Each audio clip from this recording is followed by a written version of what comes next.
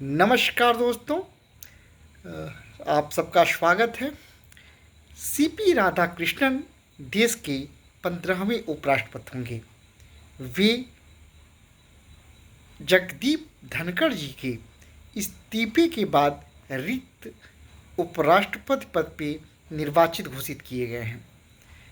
इसके साथ ही बहुप्रतीक्षित चुनाव था और ये कहा जा रहा था, ये अंदाज़ा लगाया जा रहा था कि दोनों कैंडिडेट्स में एक ज़बरदस्त लड़ाई होगी, लेकिन वैसा कुछ नहीं हुआ। एनडीए को बहुमत था और एनडीए के उम्मीदवार सीपी राधाकृष्णन ने जीत दर्ज की। जैसा कि आप सभी जानते हैं, देश के पूर्व उपराष्ट्रपति जगदीप धनखड़ जी ने सत्र के दौरान ही स्वास्थ्य कारणों से इस्तीफा दे दिया था और उनके इस्तीफे के बाद ये पद रिक्त हो गया था, जिस पर चुनाव की प्रक्रिया निर्वाचन आयोग ने शुरू की और आज ही अर्थात 9 सितंबर को निर्वाचन संपन्न हुआ। आप सभी इससे अवगत हैं कि उपराष्ट्रपति का निर्वाचन लोकसभा और राज्यसभा के सदस्यों द्वारा किया जाता है। दोनों सदस्यों से मिले निर्वाचक मंडल द्वारा किया जाता है।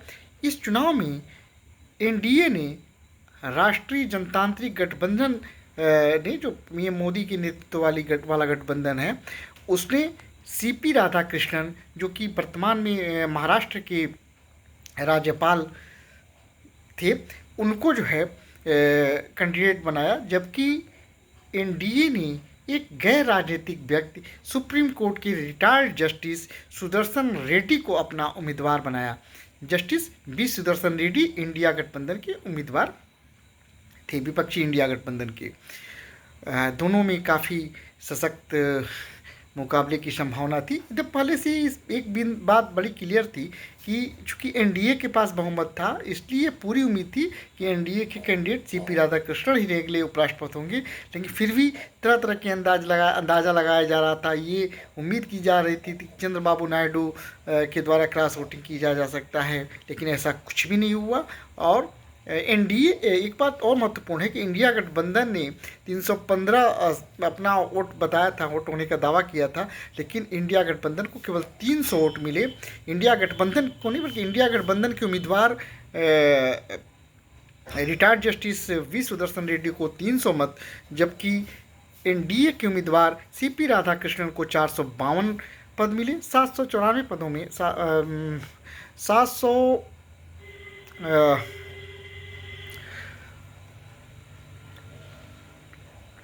पत्ते, उसमें 15 मत अवैध पाए गए। 15 अवैध मत जो है अवैध पाए गए थे। सीपी राधाकृष्णन जी ने 452, जबकि बी सुदर्शन रेड्डी ने 300 मत प्राप्त किए। इसके साथ ही वी सुदर्शन रेड्डी चुनाव हार गए और 152 मतों से सीपी राधाकृष्णन ने जीत दर्ज की। सीपी राधाकृष्णन, जो राष्ट्रीय स्वयंसेवक संघ से आते हैं और तमिलनाडु के रहने वाले हैं, वो देश के 15वें उपराष्ट्रपति होंगे। वर्तमान में वो महाराष्ट्र के राज्यपाल हैं। एक और बहुत महत्वपूर्ण बात यह है कि जगदीप धनखड़ जी के इस्तीफे से रिक्त हुए पद पे वो कार्यभार ग्रहण करेंगे और 5 वर्ष तक, क्योंकि आप लोगों को कन्फ्यूजन हो सकता है कि क्या शेष कार्यकाल तक रहेंगे। नहीं, वो शपथ ग्रहण से 5 वर्ष के कार्यकाल के लिए चुने गए हैं, तो 5 वर्ष तक का वो अपना कार्यकाल पूरा करेंगे। मुझे उम्मीद है कि आपको जानकारी अच्छी लगी होगी। जानकारी अच्छी लगी तो वीडियो को लाइक करें, कमेंट करें, दोस्तों को भी शेयर भी करें। नमस्कार दोस्तों।